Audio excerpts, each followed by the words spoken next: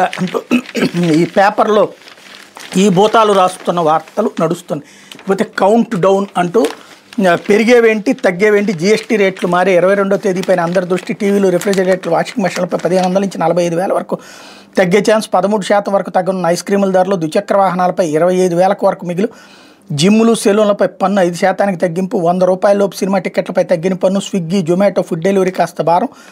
IPL టికెట్లపై 40% పన్ను మోత. Business first class టికెట్లు మరింత ప్రియం. జీఎస్టీ లబ్ధి వినియోగదారుడికి అందేనా? పాత కొత్త సరుకులు అంటూ వ్యాపారులు కొర్రీలు పెడతారంటూ ప్రజల్లో అనుమానాలు. సరుకు ఎప్పటిదైనా లాభం ప్రజలకు చేరాల్సిందే. విక్రయదారుల అక్రమాలకు పాల్పడితే ఫిర్యాదు చేయొచ్చు అంటూ జీఎస్టీ కమిషనర్ స్టేట్మెంట్ హైలైట్ చేశారు. లేకపోతే ఆరోగ్యం వస్తూ అంటూ యూనివర్సిటీ హెల్త్ పాలసీ కేబినెట్ ఆమోదం. ప్రతి కుటుంబానికి 25 లక్షల బీమా కవరేజ్. రాష్ట్రంలోని 1.63 కోట్ల కుటుంబాలకు లబ్ధి. 3,257 చికిత్సలు ఉచితంగా పొందే అవకాశం. 2.5 లక్షల వరకు చెల్లించనున్న బీమా సంస్థలు. 2.5 లక్షలు దాటితే ఎన్టీఆర్ వైద్య సేవ పరిధిలోకి. ఉద్యోగులు, పెన్షనర్లు, ఏపీఎల్ ప్రజలకు మేలు అన్నటువంటి వార్తని హైలైట్ చేశారు. లేకపోతే ఒకే గ్రామంలో 23 మంది చనిపోతే ఏం చేస్తున్నారు అంటూ వైద్య వ్యవస్థ ఏం చేస్తుంది? తురకపాలెం మరణాలపై మంత్రి సత్యకుమార్ ఆగ్రహం.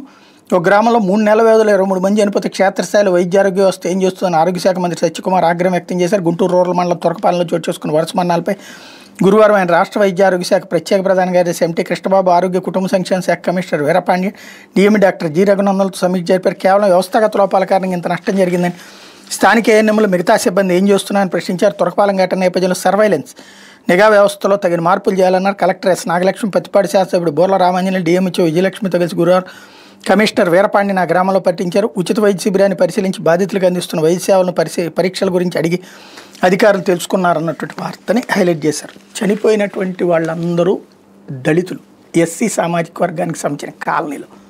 కనీసం పరిహారం మాట కూడా ఎత్తట్లేదు. ప్లస్ అసలు అక్కడ ఏంటి అన్నది ఇప్పటికీ స్పష్టత రావట్లేదు.